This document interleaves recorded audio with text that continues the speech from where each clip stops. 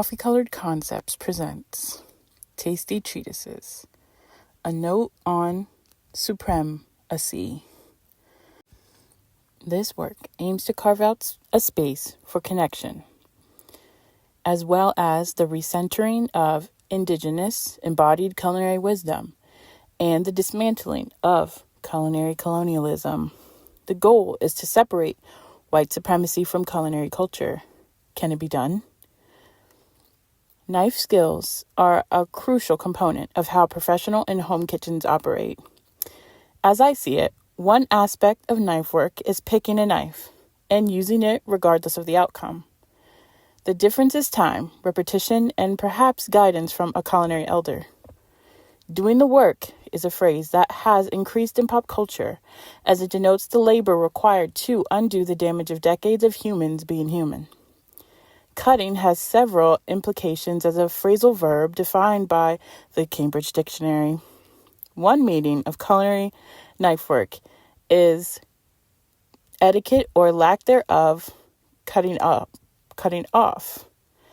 And the last it mentions is often an excellent thing to describe silliness or joy-making, akin to cutting a rug in dance.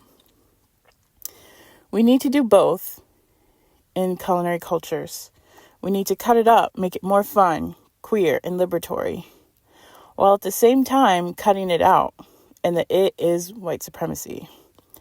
This shift towards a more fun, queer, and liberatory culinary culture can engage and excite us in our culinary journey.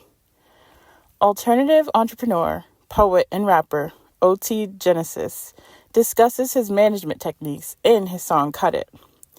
The song, at its core, is about power and diluting the potency and power of certain substances. I believe that this technique of dilution could be applied to the substance that is white supremacy culture. By cutting it or diluting it, the influence, that is, of white supremacy in culinary culture, we can create a more inclusive and diverse culinary landscape. Back to cutting up for a moment. You are often in a space with your close comrades and engaging in playful misbehaving, civil disobedience, and pranking. And usually these things are done in a school setting in class. We all can picture the class clown. This brought to mind a time that was done while I attended culinary school. A group of my peers who were chronic cutting uppers would shout "white flour" in the hallways as students shifted from class to class. The gag is that it sounded like white power.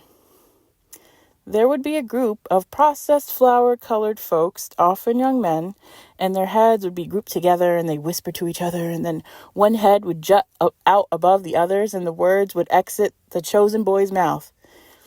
I was often stunned into silence at these interactions. I remember at least 2 instances where this occurred. The boys standing out against the deep red brick background of the hallway. To them, it was just cutting up before they literally cut up vegetables. To other students, it was a slight annoyance. To me, it was an indicator that whiteness within the culinary cultural landscape was what gave that power. In our culinary theory classes, more formally known as gastronomy, as it is often referred to, we study these ebbs and flows and effects in culture. Looking over the slides on the agenda of Class 10 were Nouvelle Cuisine, countercultural movements, civil rights, and multiculturalism, and how they changed American culture and the foodways along with it. These classes play a crucial role in helping us understand the impact of cultural movements, making us more informed and knowledgeable about the culinary world.